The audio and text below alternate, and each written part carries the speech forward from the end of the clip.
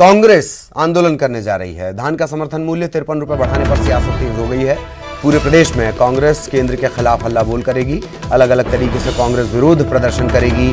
जिले में जिलेवार विरोध प्रदर्शन की तैयारी शुरू कर दी गई है।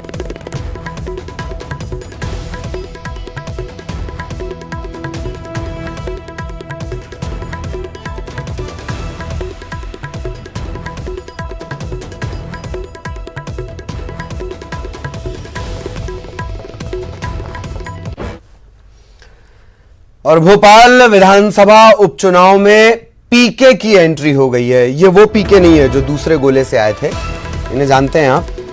कांग्रेस उपचुनाव में प्रशांत किशोर की मदद लेने जा रही है कांग्रेस। मदद लेने के बयान पर चुटकी भी ले ली है नरोत्तम मिश्रा ने। वो एक्सपर्ट हैं इस बात के। कांग्रेस के एक चाणक्य थे, वो फेल हो गए। इनके एक मैनेजमेंट गुरु थे, वो भी फेल हो गए। पीसी शर्मा ने दिया था पीके की मदद लेने वाला बयान, और इसे लेकर अब चुटकी भी ले ली है नरोत्तम मिश्रा ने।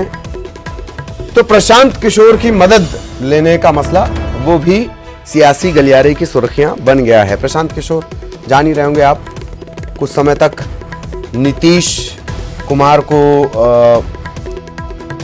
पितृतुल्य उन्होंने बताया था। माननीय दिग्विजय सिंह जी फेल हो गए, एक मैनेजमेंट गुरु वो भी निबट लिए। अब वैचारिक शून्यता उभर रही है।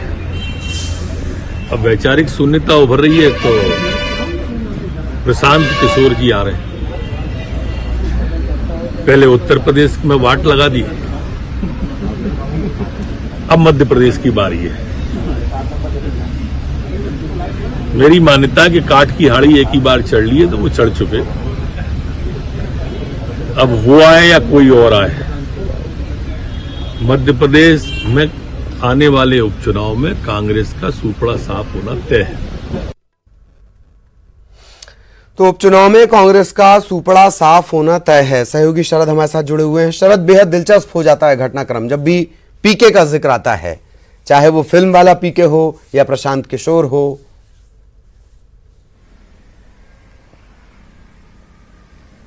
बिल्कुल आपने सही कहा है, और यही वजह है कि एक बार फिर से सियासी माहौल पीके का नाम सामने आते ही गर्मा गया है।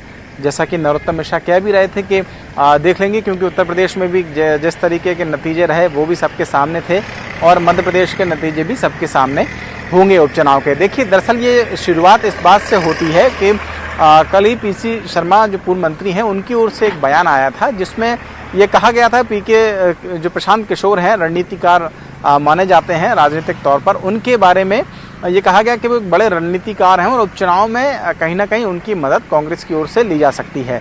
हालांकि अभी प्रशांत किशोर की ओर से आधिकारिक तौर पर ऐसी पुष्टि नहीं हुई है कि वो इस बात पर सहमत हैं या नहीं, लेकिन उनका नाम आने भर से ही कहीं ना कहीं सियासत शुरू हो गई है। नरोत्तम मिश्रा ने कहा है, तंज कसते हुए कहा है कि एक चाणक्य थे कांग्रेस के, दिग्विजय सिंह का उन्होंने नाम लिया, वो फेल हो गए। फिर उन्होंने एक मैनेजमेंट गुरु के बारे में कहा कि मैनेजमेंट गुरु थे, वो भी मध्य प्रदेश में फेल हो गए, और अब प्रशांत किशोर जब आएंगे तो वो भी देख लिया जाएगा कि आखिरकार वो कितना कांग्रेस के लिए काम कर पाते हैं। लेकिन शरद, लेकिन ये जिस तरीके से जवाब दे रहे हैं नरोत्तम मिश्रा पीसी शर्मा के मदद वाले बयान को लेकर, यह भी तय है कि बीजेपी के लिए बहुत सहज स्थिति, अगर ऐसा होता है तो बहुत सहज स्थिति बीजेपी के लिए रहेगी नहीं। प्रशांत किशोर भी कॉरपोरेट तरीके से पॉलिटिक्स की रणनीतियां बना देते हैं।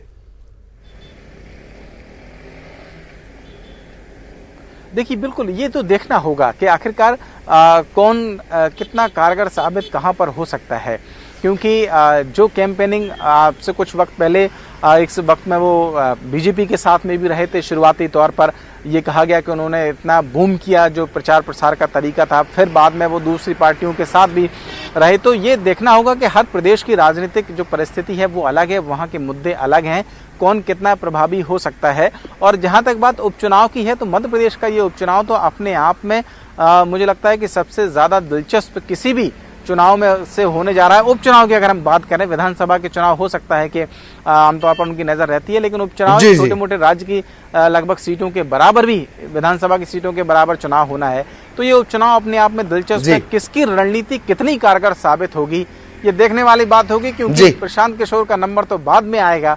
पहले तो बड़े बड़े जो रणनीतिकार हैं, सिंधिया, कमलनाथ, दिग्विजय, शिवराज, इनकी रणनीतियां कितनी काम करती हैं, तब मुझे लगता है उसके बाद किसी और दूसरे रणनीतिकार का नंबर। ये जो आपने बात कही दिलचस्प होने वाली, मुझे ऐसा लगता है कि ये विधानसभा चुनाव से ज्यादा दिलचस्प स्थिति